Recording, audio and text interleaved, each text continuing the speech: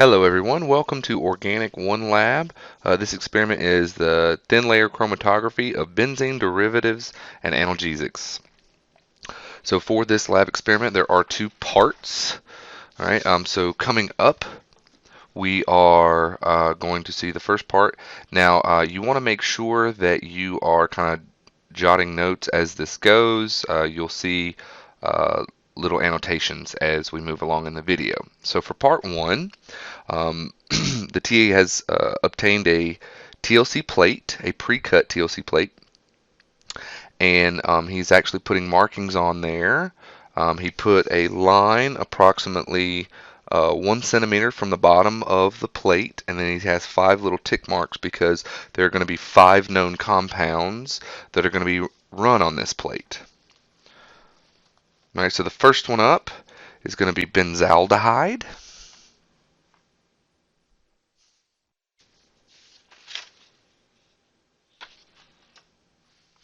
Okay, and you can sort of see the little grayish spot on that plate where the benzaldehyde was kind of dotted onto the TLC plate. All right, here we have our second compound, which is going to be benzoic acid.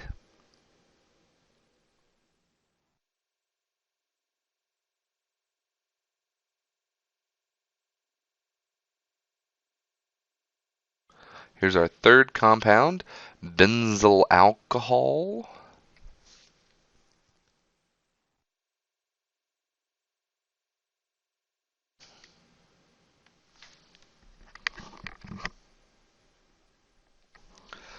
All right, third, methyl benzoate. Sorry, fourth will be methyl benzoate.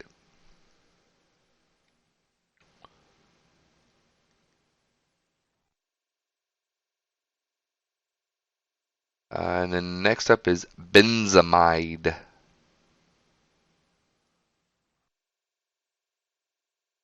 Oh, we had a problem here. Coming back. There we go. Let's put some of that benzamide on there. Yeah. All right, and so there's just a close-up picture of the compounds being dotted onto it. So some of them you could kind of see that's blurry. Oh, blurry, blurry. All right, and then also these plates are fluorescent active, so the actual silica has a fluorescent dye embedded in it, and so you can see the dots where our compounds were put. All right.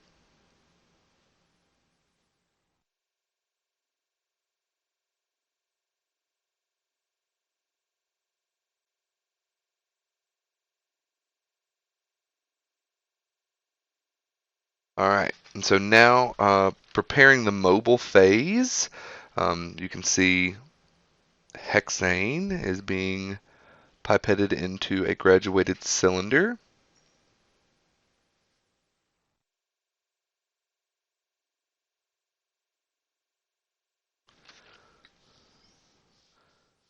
All right, and so just to let you know, this will require 5 milliliters of hexane and 5 milliliters of 0.5% acetic acid, and that's what was in that amber bottle he just put up.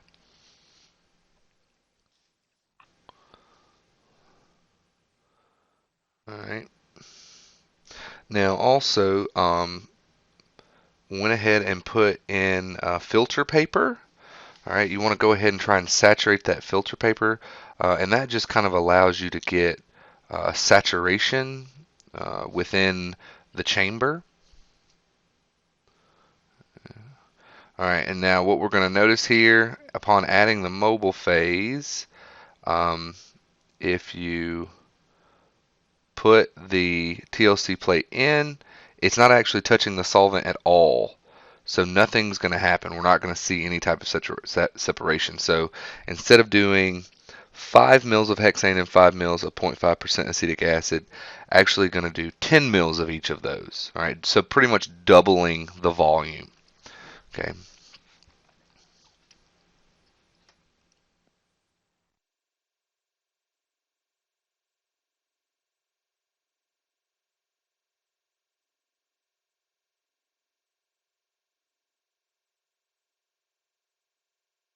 All right. And so now after putting it in there, just waiting, and you can kind of see how the solvent is slowly climbing up the TLC plate, right? You can see the solvent front moving. All right, and so you do have to be careful when you put these TLC plates in the chamber. You want the plate to kind of barely touch. You don't want it to actually touch those dots where you put your compounds. All right, so after waiting a long enough period, you can see the solvent front had moved up um, pretty high up on the TLC plate. All right, and so before the solvent evaporated off, he took it and he used the pencil to mark where the solvent front had ended. All right, and so using the UV light to kind of see, so this is what he's seeing. Those dark areas, that's where the compounds migrated to. All right, so you can see 1 is a big blob, and then 2, 3, and 4, those spots moved the farthest, while our 5th spot barely moved. Right, and so from this, you're going to have to use the solvent front line, the one that he just drew at the top, and you're going to have to use the center of each one of those dots to get your retention factors. All right, and so in this calculation is mentioned in your manual, but for the most part, you're going to have to make sure that you check the tutorial, the chromatography tutorial. All right, now also you can see here he's using I2. All right, and he's putting some I2 on the TLC plate to see if it stains anything. All right, this is just a much faster way compared to doing anything else. Now for this I2 chamber, there was no special stains that evolved, so we can use the UV light to get us our distances or to identify our spots. All right, and so what you want to do, get ready to pause. What you're going to see is a list of all of the distances for both the solvent front and each one of the benzene derivatives. You'll need to calculate the retention factor for these.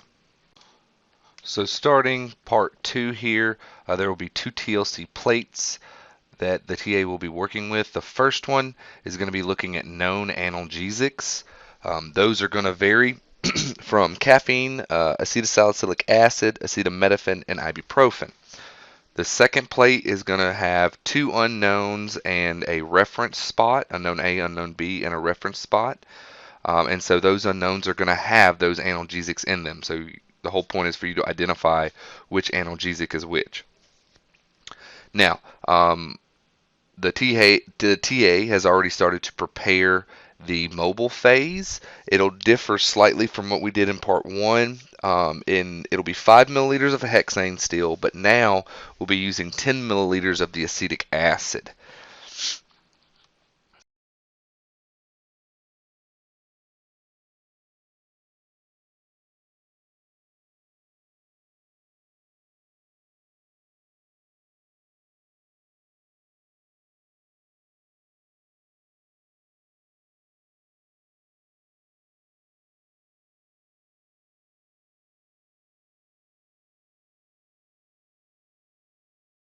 So these will be the 4 spots.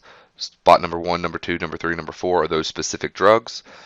All right, and so putting um, the TLC plate in this chamber, not yet, but eventually, we're just going to repeat the process that we did previously. Okay.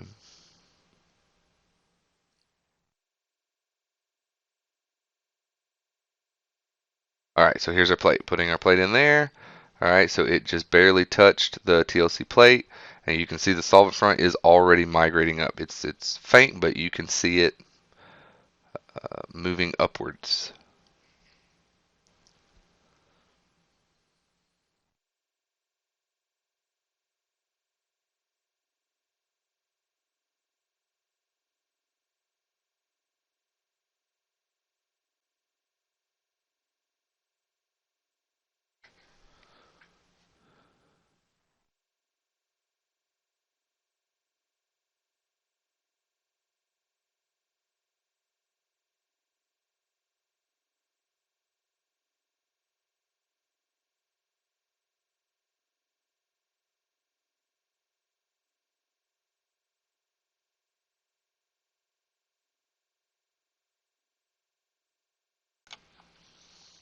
So the TA is actually, while waiting on this second plate to form, using his pencil as a magic wand to speed this up, I'm going to start working on the third plate, where we're going to have a reference spot.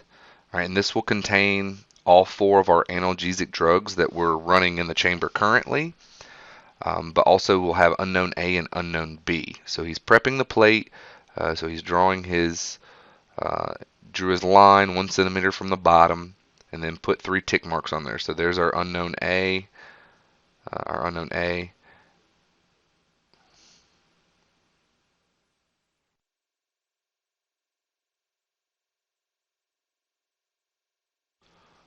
All right, and you'll notice that unknown A was put on the far left of the plate. And there's our unknown B, which is now going to be in the middle. Okay, so on the plate, he didn't label them A and B, he labeled them 1 and 2. Right, but A is the first letter of the alphabet, B is the second letter of the alphabet, right? So use that logic.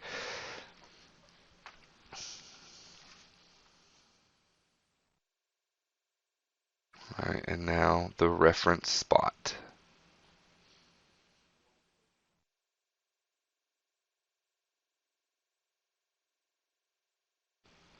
All right, and looking, it looks like our solvent front has traveled far enough that we can pull it out, and he's marked off the solvent front with a pencil.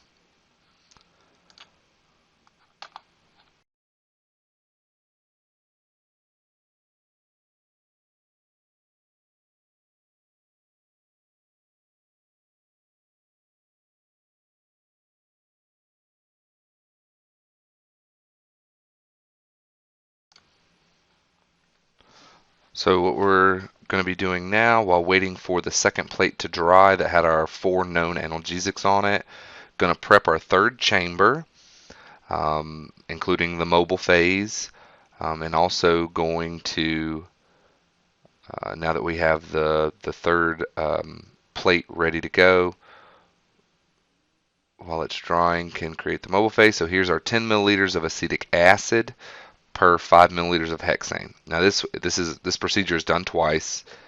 All right, due to the curvature at the bottom of the mason jars, we have to do this twice so that we have a tall enough volume in the chamber to actually touch the TLC plate and force that migration of the solvent upward.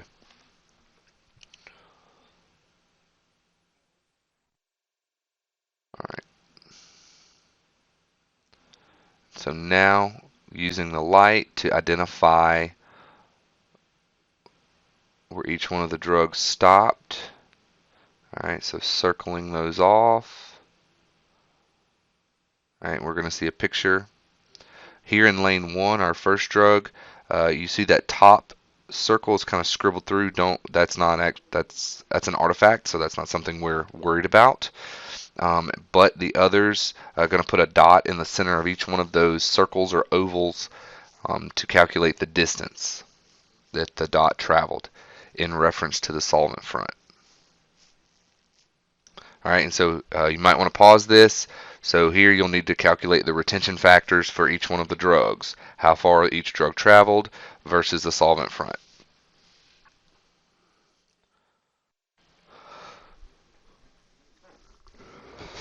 All right.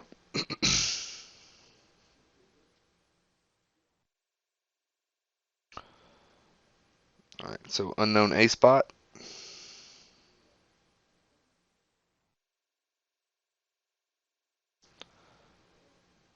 unknown B spot.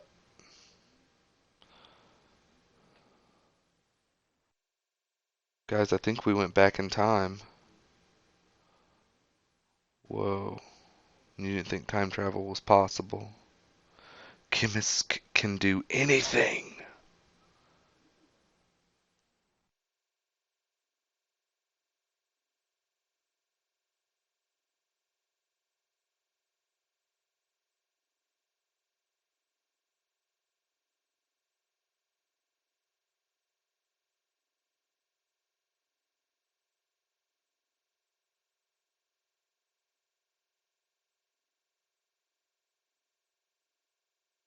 All right, so pouring in our solvent, our mobile phase, and our third plate is Almost ready. Oh, got to put that hexane in. That TA's good. He remembered. You got to put that hexane in.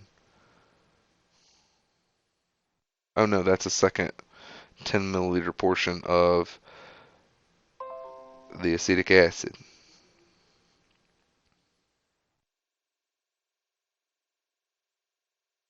All right.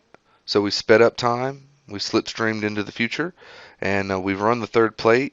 So he just marked off the solvent front where it stopped. Going to allow it to dry, and then going to circle the spots, illuminating it under a UV lamp, and then we'll see the page come up, or the picture of our page come up with the distances that each of the spots traveled and the solvent front.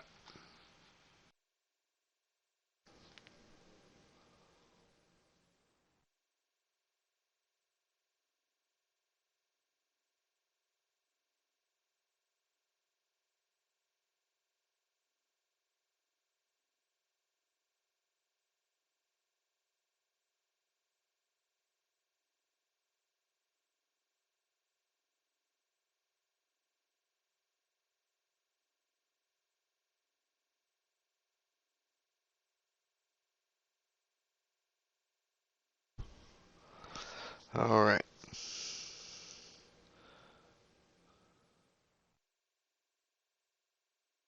So circling all the different spots for the reference.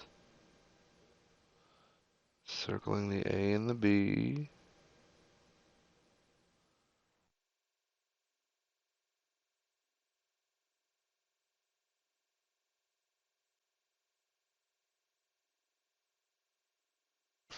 All right, and so here we can see when you look at your three different tick marks, unknown A, unknown B, and the reference, right? So unknown A is the first line, unknown B is the second, and then the reference are the four dots in the last line.